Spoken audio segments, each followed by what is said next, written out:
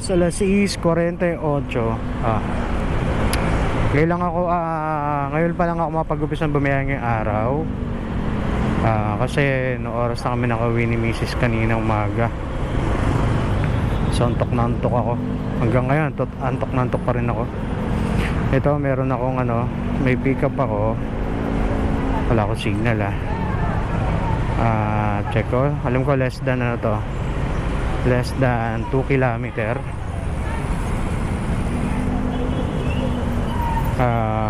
T-shirt to, 4 na piraso.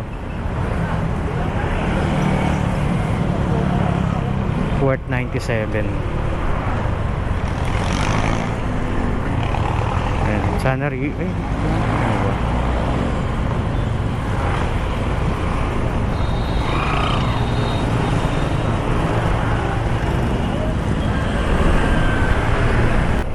ang haba ng U-turn ko, aray ko.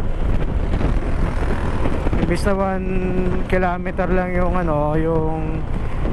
yung pick up ko, umabot ng 3 kilometer. Hindi pa pala tapos yung pag-ano rito, pag yung project ata ito ng Manila Water. Kaya yun, haba ng iniikot.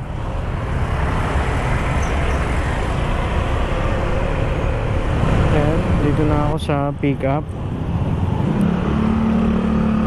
Circus. Dito Circus Music Festival.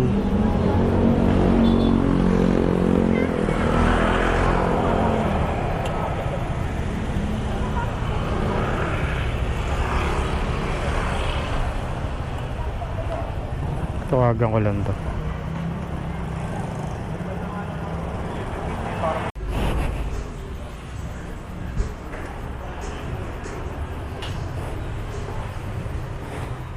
Hey.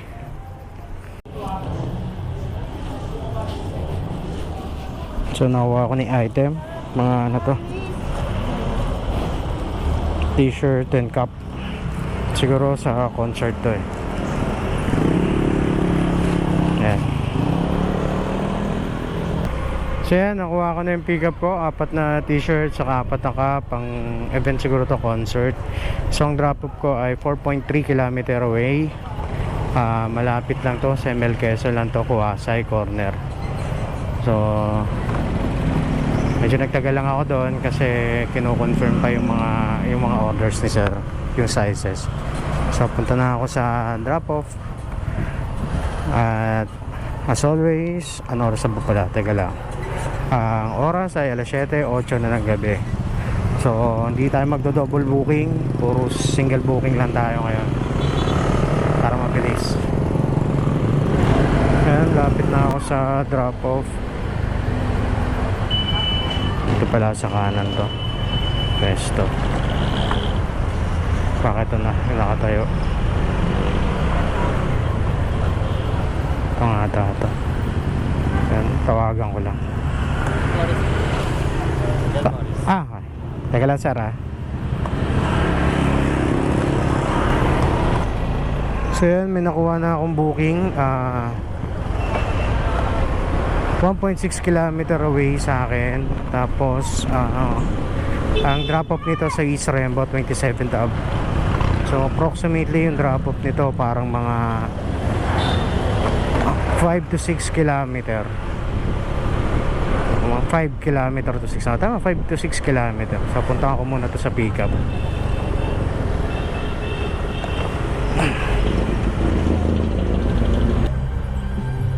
Yan, lapit na ako sa pick up.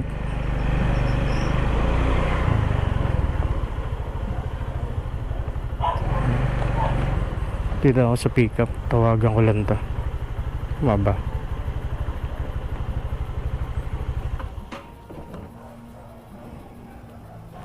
Yan, so puro peanut butter rin dala ko ngayon.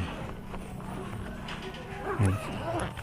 76, pero ang binigay sa akin ni sir ay yun, 100. Di na kinuha yung sukli.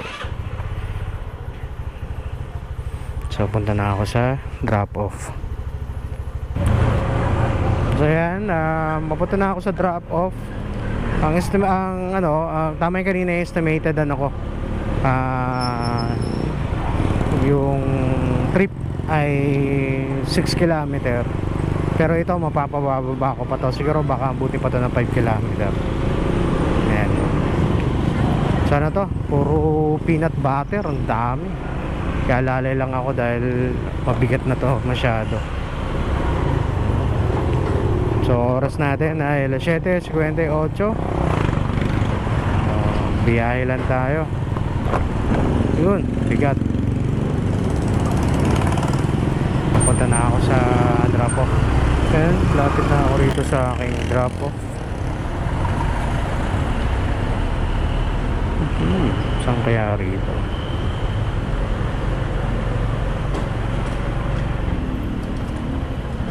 Ata siguro ito.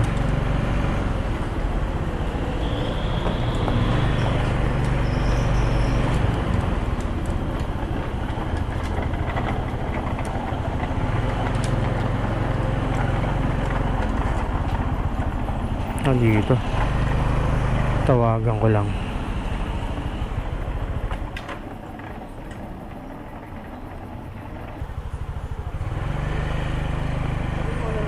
Boss, pwede magtanong, saan rito yung snack bar? Snack bar? Ano po? Ano po? 185. Ito po, 185 po itong... Itong mahaba na to? Ano pong may ano po yan, letter? Ano po, alphabetical po kasi dito sa amin. Naku, patay, walang nilagay rito. Snapback? Saan yung snapback? Ay, 180, ay. Kalaleonso. Diretso pa, Horon? Diyan lang po yan sa may taas na kasi. Ito sa amin, ina to eh. FDHI. Taas pa, sige po. Kasi dyan kay Palma. Tanong niya kay Palma. Sige, salamat to, sir, salamat. Ay, snack bar. Snack bar. Hello, ma'am. Ma'am, yung paakyat pa ba kayo? Ma'am, ano ka ba? Makita niyo ako, naka-hazard ako. Kaya nata kayo nakatayo sa labas? Okay, sige po.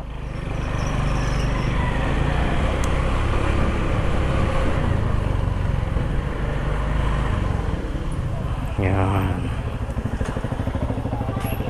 Doon kasi nakapin, ma'am, sa unahan. Ay, nagalam po ha. Kasya naman yung sasakyan. Dito na tayo, ma'am, baka masagi tayo dyan. Ito po muna. Naku, marami, sir. Ito, mabigat pa to, ma'am ha. Mabigat to, ma'am, ako na. Okay, mabigat. Ito, sir. Apo, sir. Bayad na po. Yan. Apo. Sir, picturean ko lang, sir. Saglit lang po. Sige, picturean mo na ako eh. Teka lang. Teka lang po. Gwapo na ako. Sobra, sir. Maraming salamat, sir.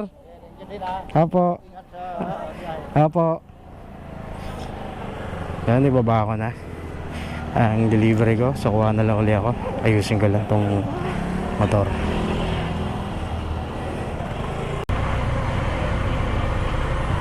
So yan, may pick up na ako. Worth 57 pesos. And 800 meters away yung pick up nito. Ito yung Ilocos Empanada. So tinanong ko muna si ma'am kung ready to pick up na, kasi nakaraan ayan yung na-cancel sa akin eh, kasi waiting time pa pala ako ron.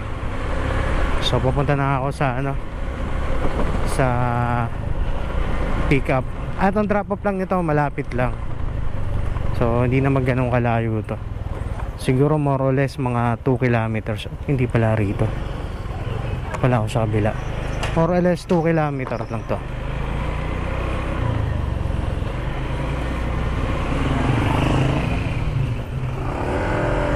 One way tayo sa kabila. Ayan, puntahan ko muna. Uy, grabe yung buwan. Ang laki oh. Kulay dilaw. Nakikita ba yun? Kita nyo ba yun? Dilaw na dilaw. Ang laki ng buwan.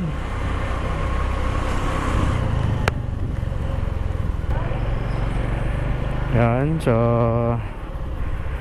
dito na ako sa pickup. Yan. Pick up. Ayan ang empanada. Pwede ba rito ang pick up? Ang mabilisan lang naman eh. Okay. Kunin ko lang ito.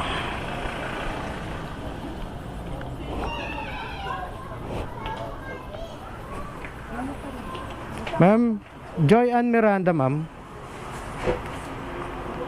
Wait lang po sir.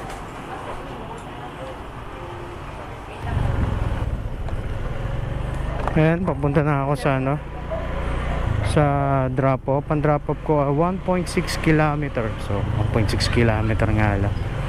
So malapit lang to. Ayan. Ang ano yun, ang empanada nila, dalawang variety. Isang gulay, isang may giniling.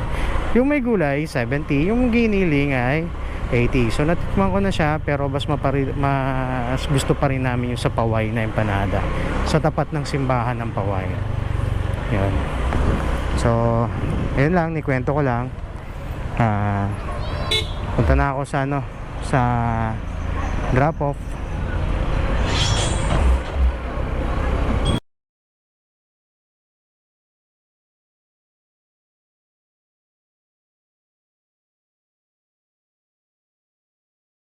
Nagbayad na kami 250 ah. Tingnan.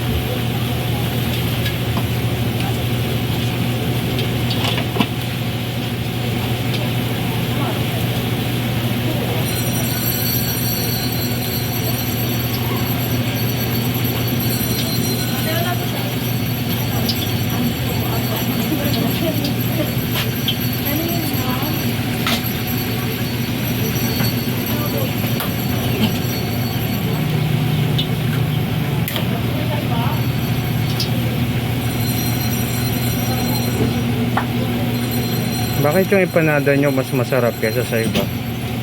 Puno ng pagmamahal.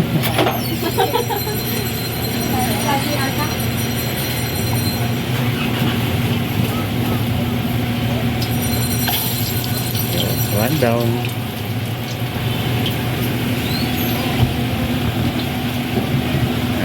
Sarap na empanada dito.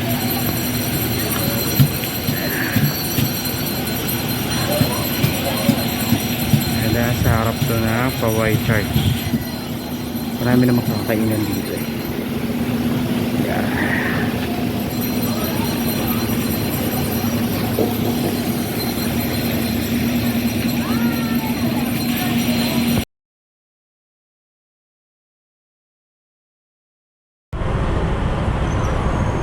So yan, habang pauwi ako, kasi talagang ayoko na bumiyahe, magluluto pa ako ng hapunan. So nakakuha naman ako ng booking along the way. 74 to, ang pick up is less than 1 kilometer sa Pure Pet to. Pure Pet pet shop ang pick up ko. And tapos mapunta ng Dreamland Subdivision sa may Kuwasay lang din to. So malapit lang to. Puntahan ko na lang muna sa ano, sa pick up. Dito na ako sa pick up. Kunin ko lang. Ay.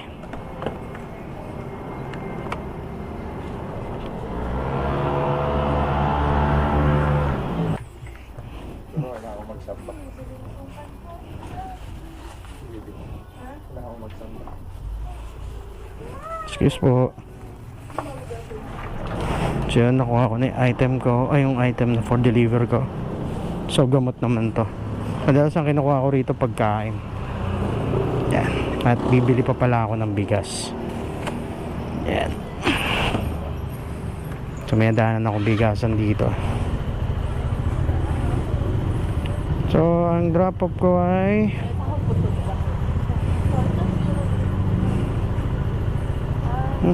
4.7 kilometer ang layo. So malapit pa rin to. Okay. Punta muna ako sa drop off. Bili muna ako bigas. Teka lang.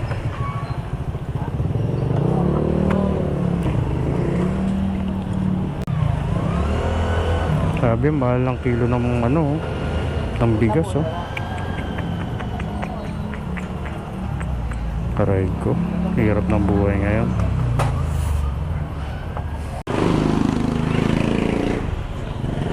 Yan, pumunta na ako sa ano, drop off. Nakabili na akong bigas, 2 kilo. Tag 55 buko panda, ano? Coco pandan ba yun? O, buko pandan. Buko pandan yun. Pero coco pandan nila 58. Grabe, mahal ang bigas. Okay ko. Doon sa may ano, sa may Triumph, pang binibili kong bigas, yung ano, yung ordinary RC. Nasa 45, gano'n. Pero masarap, saka hindi ano, masarap lalo siya pag pang ano, pag sinangag. Masarap lalo siya ron. Hindi nga lang siya talaga mabango. So kung gusto mong pabanguin, lagyan mo lang kahit ilang dahon ng ano, ng pandan para pagkasaing mo mabango. Yun. Mura lang naman ang pandan, 10 piso. Lagyan mo ng 1 dahon kada saing. Mabango na yun. Tsaka hindi madaling mapanis yung RC na bigas. Hindi kagaya sa ibang klaseng bagyas. Yung nabili na akong bigas, grabe, durog na durog. Tapos iba na yung amoy. Luma. Parang panghayop na yun, eh. Yun, yung bigas na natira na yun, para na lang sa mga aso yun. So ito yung papasahin ko sa kanila. Yun, late na kami mag-dinner. Minsan alas 10 na nag-dinner yung mga anak ko. Puro cellphone. Pero ang bilis lang naman yung maluluto ko, sisig. Nakapag-slice na rin naman si Mrs. doon. So pagdating ko doon, paspasan lang yun. Siguro mga 10 minutes, luto na yung ulam. Sakto, pagbigay ko tong bigas, so di pag drop ko na itong item na to, diretso na kakain. Luto na tong bigas pag uwi ko ng bahay. Ayan. So puro na ako kwento, pero yan naman talaga, eh. Ang hirap makipag-usap sa tao, mas masarap makipag-usap sa sarili mo. Minsan pag ganitong bagay, nakikipag-usap ako sa sarili ko. Pag ganito lang, pag nagmumotor ako, yan, nakakabuo ako ng solusyon sa problema. Yan.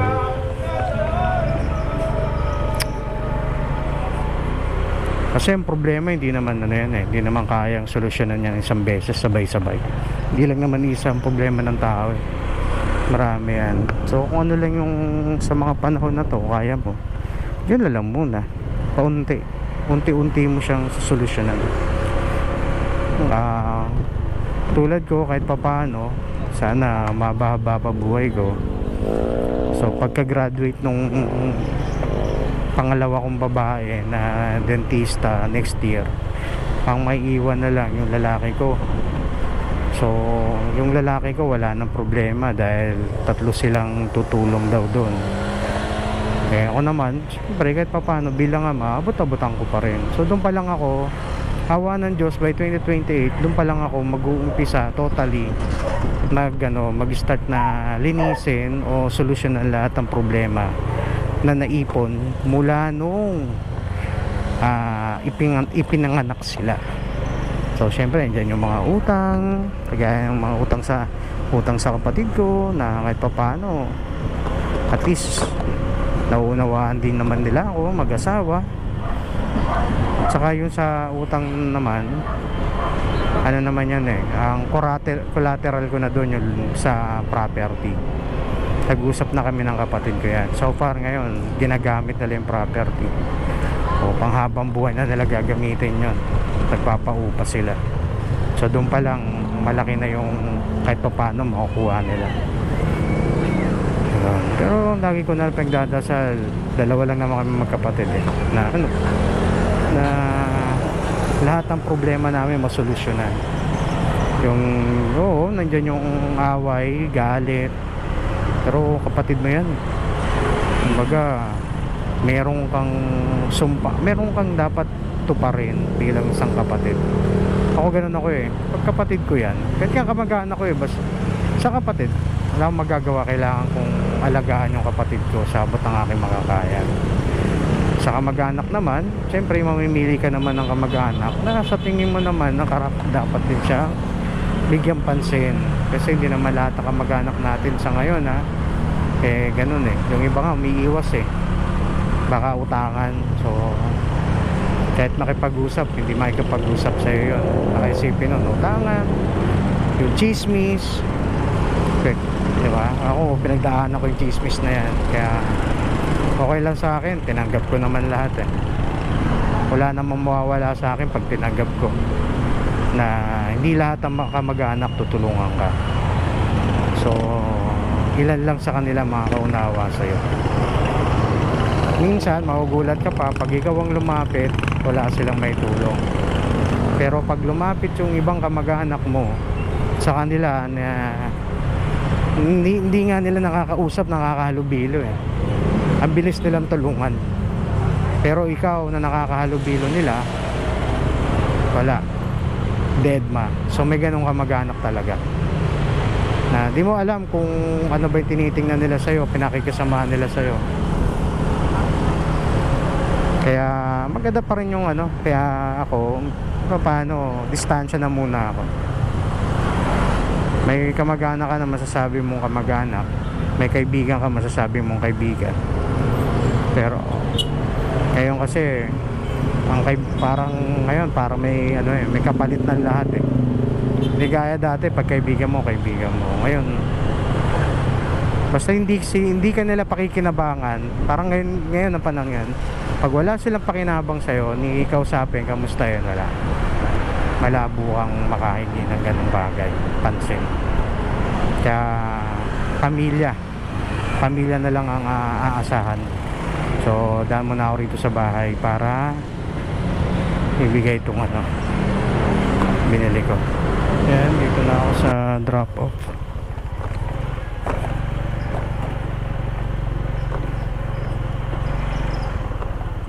Tawagan ko lang to.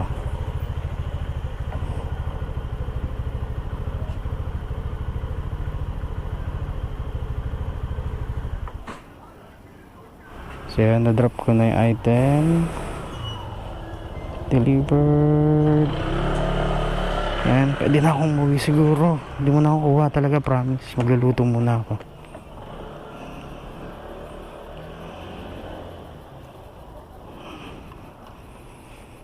Naka-apat din ako ngayon Naka-apat. Magkano? 238. Wala pa yung tip dyan. So kung kasama yung tip, goods na rin. Kaysa nakatambay ka sa bahay lang ginagawa, kakasakit ka lang, kakahapo, kakapanood. Ayan, palabas na ako rito sa subdivision. Ganda ng buwan talaga. Titingnan ko kanina pa.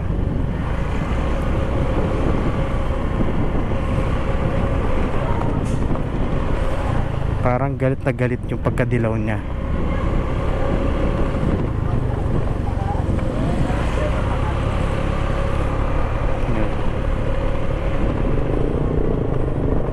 Meron pa kuha. Wala. Taguig Santa Rosa bukas 6 AM 323. Ganda ng ito. Ayan. So ayan, uwi muna ako nang makapagluto ng hapunan ng mga bata. Naka 2:38 lang ako, 4 na booking. So nag-start ako. Oras ba ako nag-start? Maliwanag pa nag-start ako. So siguro mga nag-start ako siguro mga 6 o'clock ako nag-start. Tama, 6 ako nakakuha ng booking. 7, 8, 9 10, 7, 8, 9. So 3 hours. 3 hours ako. So 3 hours, naka 238 ako to. Booking pa to. Pinagsama, phase 2.